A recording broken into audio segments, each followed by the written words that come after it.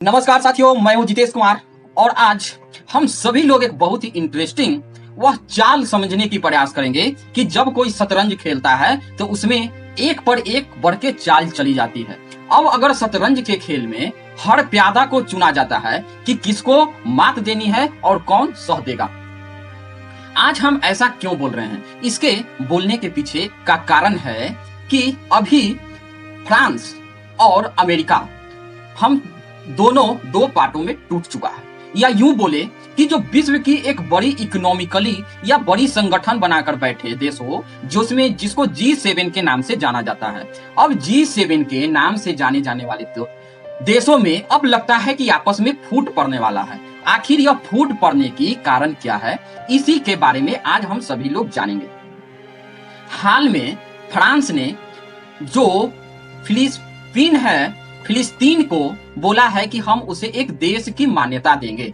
अब देश की मान्यता देंगे, अगला क्वेश्चन आएगा कि भारत तो पहले से ही देश को मान्यता देते आ रहा है, तो अब नया क्या हो, फ्रांस कुछ नया देगा क्या? नहीं। अब थोड़ा मैं कंफ्यूजन दूर करते चलूं। भारत फिलिस्तीन को पहले से ही देश की मान्यता देते आ रहा है और दूसरे साइड में जो देश के बड़ी अर्थव्यवस्था वाली शक्तियां थी G7, यह है फिलिस्तीन को एक देश के रूप में मान्यता नहीं देती थी। अब यह है कि देश के रूप में मान्यता अगर देने की बात जो फ्रांस के राष्ट्रपति माइक्रोन हैं, उन्होंने कहे हैं, तो क्या वह हमास को मान्यता देने की बात बोल रहे हैं? तो मैं आपको जरा सस्पेंशन दूर करते हुए बता दूं कि नहीं, वह है हमास को नहीं। अब हम वहां के एक और नेता हैं अब्बास, जो कि फतेह नाम से एक संगठन चलाते हैं, उन्हीं के नेता हैं अब्बास। पूरी दुनिया को जब फिलिस्तीन से बातें करना होती है तो वह फतेह नाम के संगठन के प्रमुख अब्बास से ही बातें किया करते हैं। तो हमास यहाँ पर क्या रोल निभा रहा है, अब हम जरा उसी के बारे में चर्चा करने वाले हैं। तो हम सभी लोग जानते हैं कि G7 देशों में सबसे पहले आता कौन कौन है, तो जर्मनी आता है, यूके आता है, फ्रांस आता है, कनाडा आता है, यूएस आता है, इटली आता है और जापान आता है। और जो पहले G7 आज है वह पहले G8 हुआ करता था। वह G8 रूस हुआ करता था 8वां भाग। अब 2014 में जब यूक्रेन के अंदर एक जगह है क्रीमिया, जब फ्रांस ने हमला करके क्रीमिया को जीत लिया, तो यूरोपियन यूनियन जो ये G7 के जो मेंबर हैं, इन सभी लोगों ने मिलकर रूस को G8 से निकाल दिया। अब G8 से निकाल दिया रूस को, तो अब ये सभी लोग बच गए G7 देश। अब G7 देश जिनके बोला जाता है कि यह विश्व की बड़ी इकोनॉमी है और यह बड़ी ताकतवर देश है। एक्चुअली अगर आज के पर्पज से देखें तो आज के पर्पज से बिल्कुल भी नहीं ये उतना ताकतवर है, क्योंकि इनसे आगे चाइना है, चाइना से आगे चाइना है, भारत है। तो ये अब के परिप्रेक्ष्य में ये बात ठीक नहीं है। लेकिन हाँ, जब ये संगठन बना था G7, उस टाइम यही लोग मजबूती से अपना पक्ष रखने के लिए आते थे। अब जब रूस एक साइड हो गया तो अब बचा G7। अब बस देखना यह है कि G7 कब G6 में बदल जाएगा, क्योंकि जो फ्रांस है वह अपने अलग रास्ते पे निकल चुके हैं। अब फ्रांस अलग रास्ते पे निकल चुके हैं, इसका मतलब क्या है? तो देखिए, जो अभी कुछ दिन पहले हम सभी लोग जानते हैं कि जो ये टू नेशन थ्योरी की बात हम सभी लोग बार बार सुनते आते हैं। टू नेशन थ्योरी क्या है? टू नेशन थ्योरी है कि जो इजराइल और फिलिस्तीन है, यह दोनों देशों को वहां पे अस्तित्व में रहना चाहिए और देश और विश्व के अधिकतर देश इन दोनों देशों को मान्यता, बहुत सारी देश मान्यता देती हैं, जिससे कि गल्फ की जितने भी कंट्री हैं वह तो मान्यता देती हैं, साथ ही भारत भी उसको एक देश की मान्यता फिलिस्तीन को देता है। दूसरी साइड हम लोग इजराइल को भी एक देश की मान्यता देते हैं। कुछ ऐसे भी देश हैं जो कि इजराइल को एक देश की मान्यता नहीं देते हैं। उसमें से जो सबसे बड़ा लंपट है इस विश्व का वह है पाकिस्तान। पाकिस्तान जैसा लंपट देश इजराइल को मान्यता नहीं देता है, क्योंकि पाकिस्तान के जो पासपोर्ट है उस पे साफ साफ लिखा हुआ है कि यह पासपोर्ट सभी देश के लिए वैलिड है, एक्सेप्शन इजराइल। अब जरा हम सभी लोग जानने की प्रयास करते हैं कि आखिर इजराइल और फिलिस्तीन का विवाद कब से हुआ, क्या हुआ, कैसे हुआ। तो देखिए, जो प्रथम विश्व युद्ध हो रहा था, तो प्रथम विश्व युद्ध में जो जर्मनी के जो देश थे वे सारे के सारे देश जर्मनी के अंदर लोग थे, वह ब्रिटेन के ऊपर या बोले कि पूरा यूरोपियन यूनियन के ऊपर बुरी तरीका से हमला करके उन सभी लोगों को हराते जा रहे थे। जर्मनी के लोग, अभी हिटलर से आने से पहले की बात है, क्योंकि हिटलर द्वितीय विश्व युद्ध में आया था और यह अभी जो हिटलर है वह जर्मनी की ओर से एक सैनिक बन के लड़ रहा है। ठीक है, अब इसके बाद हिटलर का उदय होता है, लेकिन इस टाइम भी जो जर्मनी के अंदर जो लोग थे, सैनिक थे, वहां के एक्सट्रीम जो लोग थे, वह ब्रिटेन को बुरी तरीका से एकदम धोबी पछाड़ मारते जा रहे थे, पूरी तरीका से तबाह बर्बाद करते जा रहे थे। ब्रिटेन को अब किसी भी प्रकार की उम्मीद नहीं थी कि अब हम बचेंगे। लेकिन बाजी एक बार फिर से पलट जाती है। अब जब बाजी पलट जाती है तो क्या होता है कि एक व्यक्ति होते हैं बेलफोर्ड नाम के एक व्यक्ति होते हैं, जो कि एक अपना ये लेके आते हैं, एकॉर्ड लेके आते हैं कि उन लोगों ने, जो ब्रिटिश था, हमेशा से एक ही चाल चलते रहा, वह था फोड़ो और राज करो। जो देश आपस में था उनको अंदर से तोड़ दो और उसके ऊपर कब्जा कर लो। तो मैं बता दूं कि जो यहूदी थे, इस्लाम के डर से पहले ये लोग इजराइल नाम के जहां स्थान है उसी साइड पे रहा करते थे, लेकिन जैसे जैसे इस्लाम का उदय होते गया वैसे वैसे उन लोगों को वहां से भागना पड़ा। बहुत सारे लोग वहां से जान बचाकर भागने में सक्षम हुए। तो जब जान बचाकर भागे तो ये बहुत सारी देशों में जाकर बसने लगे, जैसे जर्मनी, फ्रांस और जितने अगल बगल के कंट्री थे वहां जाके बसने लगे। तो यहूदी लोग जो थे वह, क्योंकि यहूदी को एक बात है, वह जहां पे भी होते हैं अपना इकोनॉमिकली कंडीशन और अपना जो संगठन मजबूत बनाने का, ये लोग बहुत ही मजबूती के साथ रहते हैं और इकोनॉमिकली तरीका से भी बहुत संपन्न होते रहते हैं और हो जाते हैं अपने मेहनत के बल पे। तो जब जर्मनी और ब्रिटेन के बीच में जब युद्ध चल रहा था और जब यहूदी जर्मन लोगों को, क्योंकि वह जर्मन देश में थे, तो जर्मन ही लोग को सपोर्ट कर रहे थे। अब जब सपोर्ट कर रहे थे तो जर्मनी उस टाइम तक बहुत ताकतवर होते जा रहा था और बुरी तरीका से ब्रिटेन के लोगों को पीटते हुए आगे बढ़ रहा था। लेकिन बिलफोर्ड आते हैं और वह जो यहूदी लोग थे उसके कमजोर कड़ी को समझते हैं। कमजोर कड़ी यही था कि यहूदियों को एक चाहत थी कि जो पहले उसका देश हुआ करता था यरूशलेम के पास, वहां वह देश पुनः प्राप्त करना चाहता था। तो बिलफोर्ड नाम के व्यक्ति ने यहूदियों के सामने यह प्रस्ताव रखता है कि जैसे ही ब्रिटेन इस युद्ध में जीत जाएगा तो यहूदियों को एक अलग से देश दे दिया जाएगा यरूशलेम के पास। अब यरूशलेम के पास नाम अभी जो हम जानते हैं इजराइल, उस देश का नाम पड़ा। अब जब ये बात को आपस में यहूदी लोग समझौता कर लेते हैं तो जर्मनी के साथ नहीं देकर ये लोग ब्रिटिश को साथ देते हैं और इसी कारण से ब्रिटेन जो था वह जीतने लगता है और जर्मन अब यहां से हारना स्टार्ट हो जाते हैं। यहां से सत्ता पलट जाता है और सत्ता पलटने के साथ ही वह जर्मनी बुरी तरीका से फर्स्ट विश्व युद्ध जो है वह हार जाता है। इसके पश्चात उस पर बहुत सारे अनलीगल तरीका के फाइन लगाए जाते हैं, बहुत सारे प्रतिबंध उस पर लगाए जाते हैं। उसके बाद कुछ समय के बाद पुनः विश्व युद्ध दूसरा में हिटलर का उदय होता है और हिटलर इसीलिए यहूदियों से बहुत ही ज्यादा अब दुश्मनी निकालने के लिए सोचने लगता है कि उनको किस प्रकार से अब खत्म किया जाए। इसीलिए यहूदी को दूसरा जो विश्व युद्ध हो रहा था उसमें जितने भी जर्मन के अंदर यहूदी थे उन लोगों को चुन चुन कर हिटलर ने मैसेकर करना स्टार्ट कर दिया था और वही चीज हिटलर के नाम से जाना भी जाता है।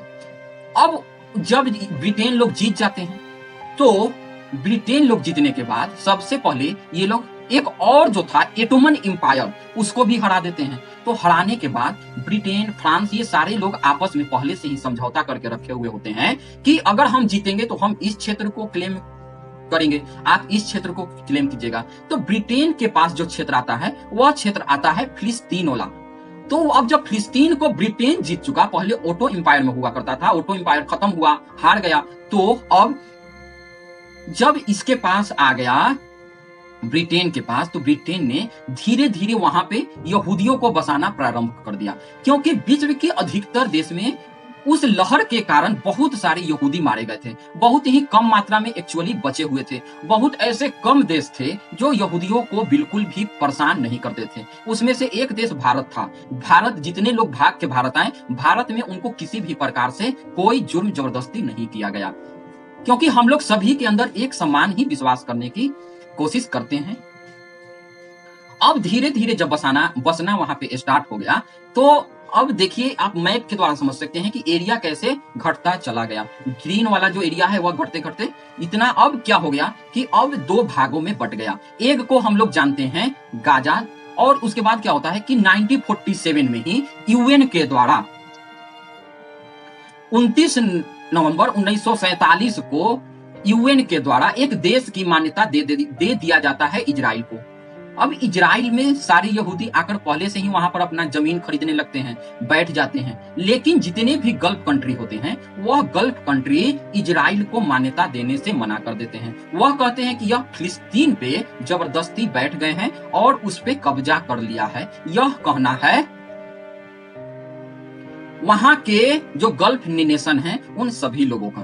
तो वे लोग इजराइल को मान्यता नहीं देते हैं। दूसरी साइड जो फिलिस्तीन है, उसको सभी लोग कहते हैं कि यह फिलिस्तीन का जमीन है। तो और जब ब्रिटेन की बात आती है, तो ब्रिटेन कहता है कि यहाँ इसको तो हम जीते हुए हैं, तो जब हम जीते हुए हैं तो हम जिसको चाहे उसको बसा सकते हैं। अब इसी के बीच में एक बात और आती है। अभी तक हम जानते हैं कि 7 अक्टूबर को जब गाजा की ओर से हमास में एक बहुत ही ज्यादा कत्लेआम मचा दिया गया। बहुत सारे लगभग 1300 यहूदियों को, जो एक अपना कोई त्योहार मना रहे थे, उसमें ये सारे लोग हमला करते हैं और लगभग 1300 लोगों को वहीं पे मार देते हैं। कुछ को बंधक बना के गाजा में लेकर चले जाते हैं, और दूसरी साइड कुछ बच्चों को बंधक बनाते हैं। बहुत ज्यादा ही अत्याचार वहां पे ह्यूमैनिटी के नाम से एकदम खून खराबा पूरी प्रकार से किया जाता है। अब बारी थी इजराइल की, क्योंकि इजराइल के ऊपर गाजा के हमास के लोगों ने पूरी तरीका से तहस नहस करने का प्रयास किया। अब हमास अभी जो है वह बहुत सारे ऐसे देश हैं जो गाजा के अंदर हमास को एक पॉलिटिकल पार्टी के रूप में मान्यता देते हैं। जैसे कि आप ईरान को, वह हमास को एक पॉलिटिकल पार्टी देती है, तुर्की हो गया, ये जितने भी देश है, तो हमास को भी एक पॉलिटिकल पार्टी के रूप में उसको मान्यता देती है। दूसरी एरिया बच गया वेस्ट बैंक। तो अभी आप लोग देख रहे होंगे कि वेस्ट बैंक में बहुत ही शांति तरीका से लोग हैं, वहां पे कोई कुछ नहीं हो रहा है। तो वहां पर भी एक संगठन है, उस संगठन का जो नाम है फतेह नाम से संगठन चलाते हैं। फतेह नाम के संगठन के जो मुखिया हैं, वह नाम उनका है अब्बास। अब्बास ही वे सारे चीजों को देख रेख करते हैं या मुखिया हैं। अब्बास जो थे 2006 से पहले एक चुनावी प्रक्रिया के द्वारा चुनकर आए थे, लेकिन 2006 के बाद वहां कोई इलेक्शन नहीं हुआ, तो वहां पर भी कोई नहीं चुन के आ सका, अब्बास ही बैठे रहे। इसके बाद क्या होता है कि अभी बोला जाता है कि गाजा के अंदर लगभग 15 लाख की आबादी बसते हैं, आज जबकि वेस्ट बैंक में 8 लाख की आबादी रहती है। गाजा और वेस्ट बैंक में दोनों में ही इस्लाम के लोग मानने वाले उसमें बैठे हुए हैं, और बीच में यहूदी है। अब यहां से बात जब आगे बढ़ती है, तो अभी तक जब इजराइल अब रिटेलिएट करने की कोशिश करता है, तो पूरी तरीका से अब गाजा को तबाही और बर्बाद करने में लग जाता है। लोग बोलते हैं कि अभी तक लगभग 50,000 लोगों की मारे जाने की संभावना है गाजा के अंदर, और क्योंकि पूरे गोले उस पर बरसाए गए इजराइल की ओर से, तो इजराइल की ओर से जब गोले बरसाए जा रहे थे, तो पीछे से सपोर्ट कौन इजराइल को कर रहा था? अमेरिका कर रहा था। लेकिन उस टाइम फ्रांस कहां था? तो जब 7 अक्टूबर को यह हमला हुआ, तो फ्रांस के जो राष्ट्रपति मैक्रोन है, उन्होंने भी इस जो हमला का निंदा किया था और बताया था कि इस प्रकार के हमला नहीं होना चाहिए। ये भी बोले थे कि इजराइल को भी रिटेलिएट करने की बिल्कुल अभी कोशिश करनी चाहिए और रिटेलिएट भी करना चाहिए। लेकिन 1 महीना के बाद जब बहुत सारे लोग वहां पे मारे गए इजराइल के रिटेलिएट के बाद, तो फ्रांस ने बोला कि नहीं, अब आप मार लिए, बच्चों और महिलाओं को छोड़ दीजिए। लेकिन अभी जो बात है, क्योंकि अब जब से डोनाल्ड ट्रंप आए हैं, डोनाल्ड ट्रंप बहुत ही बढ़िया व्यापारी व्यक्ति हैं। यह दोनों देशों को साधने की काम कर रहे थे। एक साइड जो गल्फ नेशन है उनको भी साध रहे थे, दूसरी साइड इजराइल को भी मदद दे रहे थे। अच्छा व्यापार दोनों से कमा के आ गए। जैसे कतर गए तो कतर से तो हवाई जहाज ही लेकर आ गए, मस्त एकदम। दूसरी बात, सऊदी अरब के पास गए, वहां से भी लाखों बिलियन डॉलर का बिजनेस करके अपने यहाँ आ गए। मतलब, और इजराइल के साथ तो दोस्ती बरकरार ही है। कहने का मतलब है दोनों साइड से व्यापार अच्छा चल गया डोनाल्ड ट्रंप को। अब जब माइक्रोन आए फ्रांस, तो फ्रांस कहे कि व्यापारी तो हम भी हैं, तो हम कैसे पीछे हटे। तो डोनाल्ड ट्रंप जो कि उंगली सीधे तरीका से लेके गए, तो मैक्रोन ने थोड़ा सा उंगली टेढ़ा करके काम साधने का प्रयास किया।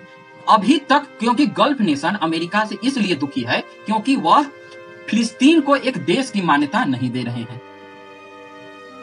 जब मैक्रोन ने कहा कि हम अभी से अनाउंस करते हैं कि हम फिलिस्तीन को एक देश की मान्यता देंगे, यह खबर जैसे ही बाहर आया पूरे विश्व में हाहाकार मच गया। खास करके G7 देश में हाहाकार मच गया, यूरोपियन यूनियन में। अमेरिका तो एकदम जैसे आग बबूला होकर फट ही जाता, उस प्रकार से उसके यहाँ के रिएक्शन आने लगे। जो अमेरिका के वाइस प्रेसिडेंट हैं, उन्होंने भी अपनी प्रतिक्रिया दी कि मैं इस चीज को नहीं मानता, क्योंकि अब फूट G7 में ही पड़ने लगे हैं। तो इससे चिंता बहुत ही ज्यादा बढ़ने में फूट पड़ने लगी। तो सबसे ज्यादा तकलीफ किसको होना था? इजराइल भी अंदर से एकदम फट चुका कि आप बताइए कि अब आप आतंकवादी को समर्थन देने की बात कर रहे हैं। तो जो फ्रांस के राष्ट्रपति माइक्रोन हैं, उन्होंने अब अमेरिका के साइड से भी उनपे एकदम प्रतिघात होने लगे, बौछार होने लगे। तो वे बोलने लगे कि अब तुम माइक्रोन को कि तुम मुसलमान को साथ देने वाले हो गए, तुम मुसलमान को साथ देने के लिए आगे आए हो, तुम मुसलमानों का समर्थक बनते जा रहे हो। अब ये सारी बातें जैसे ही अब निकल के आती है, तो माइक्रोन जो हैं, अब उनके अंदर जो उनके इंटरनल जो देश के भी राजनीतिक जो विपक्ष पार्टियां हैं, वे भी माइक्रोन के ऊपर बिल्कुल तरीका से तबाही फेरने लगते हैं, बातों का बौछार करने लगते हैं। अभी जो मरीन लिपेन है, वह माइक्रोन के विरोधी पार्टी हैं। मरीन लिपेन का बहुत ही बोल्ड स्टेटमेंट आता है इस्लामिस्टों के खिलाफ, कि इस्लामिस्ट के खिलाफ वह बहुत ही ज्यादा बढ़ चढ़कर हिस्सा लेते हैं और उसको बताते हैं कि यह एक आतंकवादी संगठन है। इससे आगे हम लोग जरा देखने की प्रयास करें तो क्या होता है। देखिए, यहाँ पे आतंकवादी, फ्रांस को भी ये बात बिल्कुल भी नहीं वह जानना चाहता है कि फ्रांस के अंदर किसका सरकार बनेगा, क्या होगा, कौन सा गवर्नमेंट बैठेगी। उसको हमास और फिलिस्तीन के अंदर से कुछ लेना देना नहीं है। वह करना क्या चाहता है, सारा जो स्थिति है वह पामर का है। पामर क्या है, जरा हम एक कि कौन किस देश का ज्यादा दबदबा है। अमेरिका अपना दबदबा दिखाते हुए सारे लोगों से बिजनेस लेके चला गया गल्फ नेशन से। अब जब फ्रांस की बारी आई, तो फ्रांस भी बीच में लेपेन के खिलाफ, जब लेपेन इस्लामिस्टों को पूरी तरीका से बताने की प्रयास कर रहे थे, तो मैक्रोन भी थोड़ा सा लिबरल माने जाते हैं, लेकिन वे भी थोड़ा सा टाइट हुए और बुर्खा बैन ये सारी अपने देश में वह कंडीशन लगा दिए। आगे ये है कि अभी फ्रांस के अंदर दोनों ही रहते हैं, जैसे यहूदी भी होते हैं और प्लस इस्लामिस्ट भी होते हैं। तो ये जो दोनों लोग हैं ना, अब एक तो वहां पर राजनीतिक परिस्थिति ये बन रही है कि पहले यहूदियों को साथ दें, तो वोट बैंक का पॉलिटिक्स हर जगह है। तो अगर यहूदियों को वे लोग साथ देंगे तो यहूदी की साइड से लेपेन को समर्थन जाएगी और इस्लामिस्ट की साइड से माइक्रोन को समर्थन जाएगा। लेकिन अब क्या है कि कंडीशन थोड़ा सा बदलने लगा है। गल्फ नेशन से अब अच्छा एकदम पूरा फ्रांस से खुश हैं कि हम आप एकदम पूरी तरीका से विश्वास करते हैं, आप एकदम डरे नहीं अमेरिका से, आप अमेरिका की भाषा नहीं बोलते हैं, आप यही सच्चे रखवाले हैं। मतलब जितने भी गल्फ नेशन है अब फ्रांस से पूरी प्रकार से एकदम बिक चुके हैं फ्रांस के पास। इसी चीज का मौका उठाते हुए जो माइक्रोन है वह साफ साफ बोल दिया कि हम सितंबर के महीना में ऑफिशियली एकदम फिलिस्तीन को देश की मान्यता दे देंगे। अब यहां से यह क्यों साधा गया फ्रांस की ओर से निशाना? तो साधने का मेन कारण यह है कि हमें कुछ दिन पहले सीरिया के अंदर एक बदलाव हमने वहां पे देखा। वहां पर जब तख्ता पलट हुआ तो यूएन के द्वारा घोषित आतंकवादी जिसका नाम अल सुजा था, उसको सीरिया में वहां के राजा बना के बैठा दिए या शासक बना के बैठा दिए। किसने? अमेरिका ने। जबकि यूएन के द्वारा और उस पर बहुत सारा पैसा का इनाम भी रखा हुआ है सीरिया के ऊपर, आतंकवादी भी था। तो जब अमेरिका को इस चीज का बिल्कुल भी चिंता नहीं हुआ कि हम एक आतंकवादी को देश देने की घोषणा कर रहे हैं, उसे पैजामा कुर्ता उतारकर उसको कोट पैंट पहना दिया गया, तो फ्रांस को हमास को और जो फिलिस्तीन है उसको मान्यता देने में कौन सी समस्या है। जबकि फ्रांस ट्वीट के माध्यम से बता रहे हैं उन्होंने कि हमास को हथियार छोड़ना पड़ेगा, हमास की तरफ से बिल्कुल हथियार रखने की आदेश नहीं होनी चाहिए, जो भी बंधक हैं उन्हें छोड़ देना चाहिए। उसके बाद और जो अब इजराइल की तरफ से भी जो आक्रमण है उसको भी पूरी तरीका से रोक देना चाहिए। अब ये सारी चीजों को, और 7 अक्टूबर का भी अपने ट्वीट में वह निंदा किए हैं, लेकिन वह कह रहे हैं कि अब बहुत हो गया।